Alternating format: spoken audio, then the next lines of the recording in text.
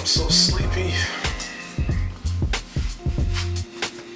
Hey, what's up, Illis Nation? It's your boy Ill Will. I am here today to talk about, of course, what the thumbnail says. That will be the Canon 15-35. So stay tuned if you want to know about this lens.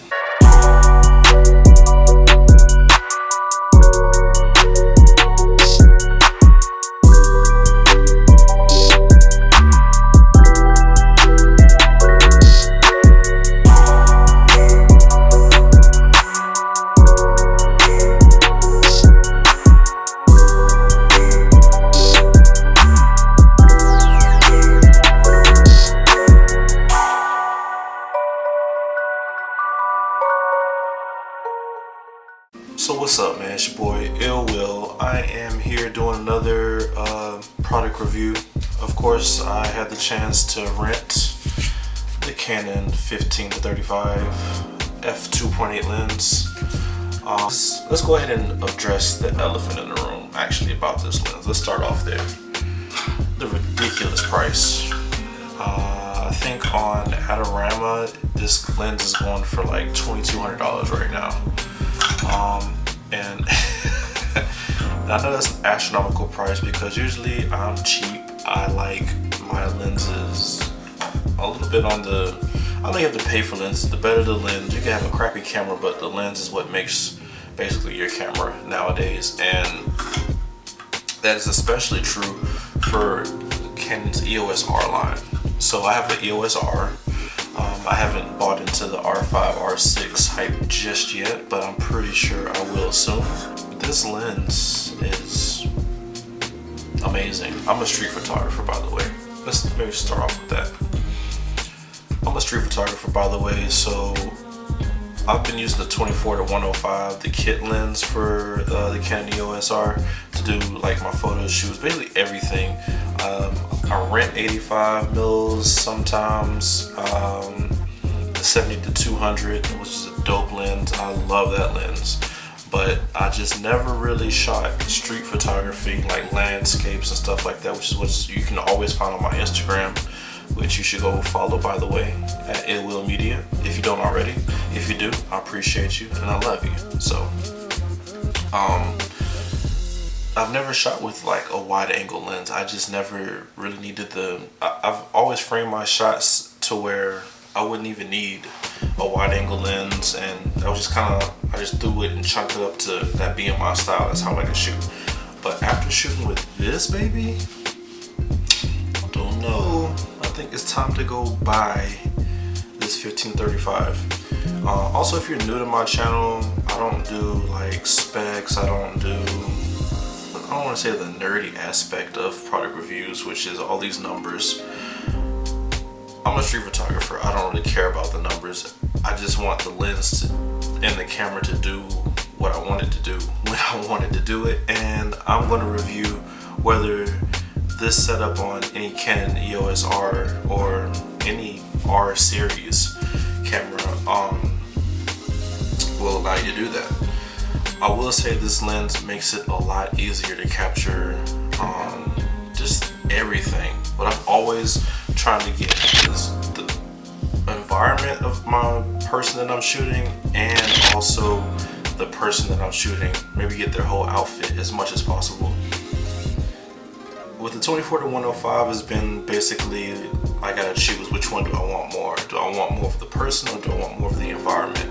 With 15-35, it just blew my mind. I can get basically everything in the picture, and it's in focus, it's tack sharp, and that's the important part. I like tack sharp lenses, and I like tack sharp images, and so with this lens, definitely getting that. It has in-camera stabilization, and I think, you know, of course the EOS R doesn't have the in-body stabilization, but with this lens, the camera stabilization with the video, I used it a few times. I really didn't test the video capabilities of the lens.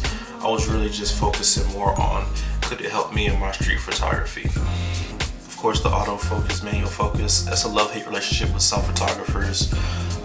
It's a little bit of work for the R series, and I don't really shoot a lot of manual stuff. I'll shoot some manual stuff, like if the subject is just sitting there, like product photography, I may use it, but for the most part, I keep that on autofocus anyway, because I'm just basically pulling from the hip and shooting whatever I see in the street. I don't have a lot of time to gather and put my whole you know, composition together. So yeah, that stays in autofocus. I mean, it's just butter. Listen to that.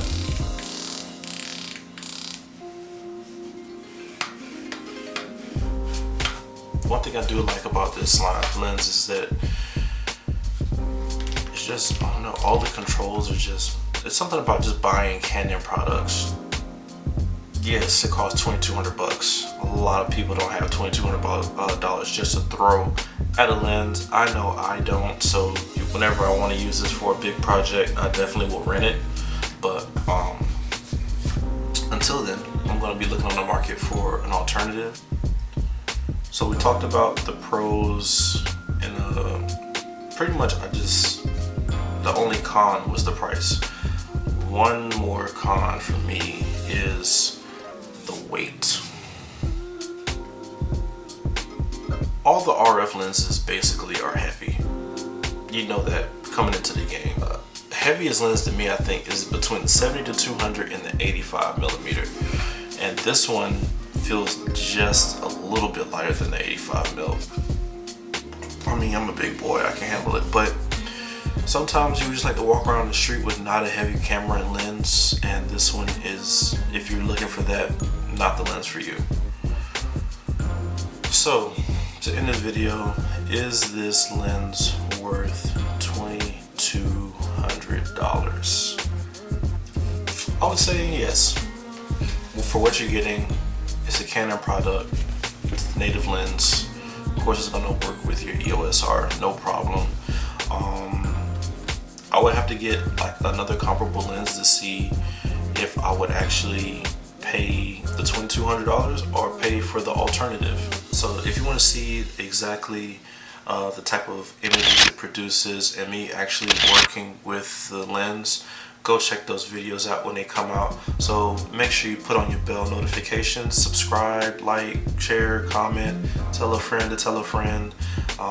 As always, I'm always trying to grow this community on this channel, and if you're a street photographer, you definitely should consider subscribing and following me on Instagram to see my work. So with that being said, y'all be blessed, stay safe during this pandemic. We're going to get through it, and hey, as I always say, make sure that you go create. You have to create. We're all creatives, we're in this together. With that being said, I'm actually gonna go create some stuff right now with my lens. So yeah, I'll see you around.